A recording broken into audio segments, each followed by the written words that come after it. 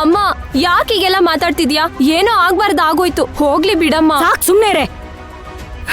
ನಿನ್ ಕುಮ್ಮಕ್ಕಿರೋದಕ್ಕೇನೆ ಇವನ್ ಇಷ್ಟೆಲ್ಲ ಮಾಡಿರೋದು. ತಂದೆ ಇಲ್ದಿರೋ ಮಕ್ಕಳು ಅಂತ ಇಷ್ಟು ಪ್ರೀತಿಯಿಂದ ಸಾಕಿದ್ದಕ್ಕೆ ಇದೇನಾ ನೀವು ಮಾಡೋದು? ಮೊದಲು ನಿನ್ ಬೆನ್ಮೂಳ ಮುರಿಬೇಕು, ಆವಾಗೆಲ್ಲ ಸರಿ ಹೋಗುತ್ತೆ. ಇಂಥ ಕೆಲ್ಸ ಮಾಡಿದ್ಯಲ್ಲ, ಹೊರಗಡೆ ಹೆಂಗೋ ತಲೆ ಎತ್ಕೊಂಡು ಓಡಾಡುದು ನಾನು. ಸರ್ಸು, ತಲೆ ಎತ್ಕೊಂಡು ತಿರ್ಗಾಡ್ದೆ ಇರೋಂಥದ್ದು ಏನಾಗಿದೆ ಇವಾಗ? ಏನ್ ಮಾತಾಡ್ತಿದ್ಯೋ ನೀನು? ಮೊಬೈಲ್ ಕಾಲ ಇದು. ಈ ಭೂಮಿ ಮೇಲೆ ನಡೆಯೋದು, ಆಕಾಶದಲ್ಲಿ ನಡೆಯೋದು ಎಲ್ಲರಿಗೂ ಗೊತ್ತಾಗುತ್ತೆ. ಅಂಥದ್ರಲ್ಲಿ ಅಕ್ಕಪಕ್ಕದ ಮನೇಲಿ ನಡೆಯೋದು ಗೊತ್ತಾಗಲ್ವಾ? ಇಷ್ಟೊತ್ಗೆ ನೀನ್ ಮಾಡಿರೋ ಘನ ಕಾರ್ಯ ಎಲ್ಲರಿಗೂ ಗೊತ್ತಾಗಿರುತ್ತೆ.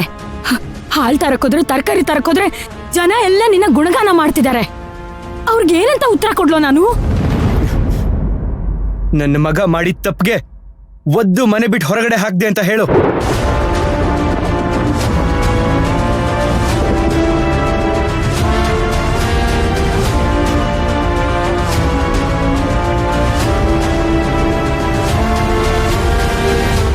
ನನ್ನಿಂದ ಯಾರು ತಲೆ ತಗ್ಸೋದು ಬೇಡ, ನನ್ನ ಹೊರಗಡೆ ಹಾಕೋಕಾಗ್ದೆ ನೀನ್ ಸಂಕಟ ಪಡೋದು ಬೇಡ.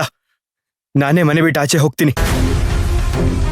ಅಣ್ಣ, ಅಮ್ಮ ಏನೋ ಅಂತಾರಂತ ನೀನು ಹಂಗೆ ಆಡ್ತೀಯಲ್ಲೋ? ಅವ್ರ ಕೋಪ ಕಡಿಮೆ ಆಗೋ ತರ ಕಾಣಿಸ್ತಾ ಇಲ್ಲ ದೀಪಾ. ಈಗಾಗ್ಲೇ 2 ಸಲ ಮನೆ ಬಿಟ್ಟು ಆಚೆ ಹಾಕ್ಬೇಕಿತ್ತು ಅಂತ ಹೇಳಿದ್ರು.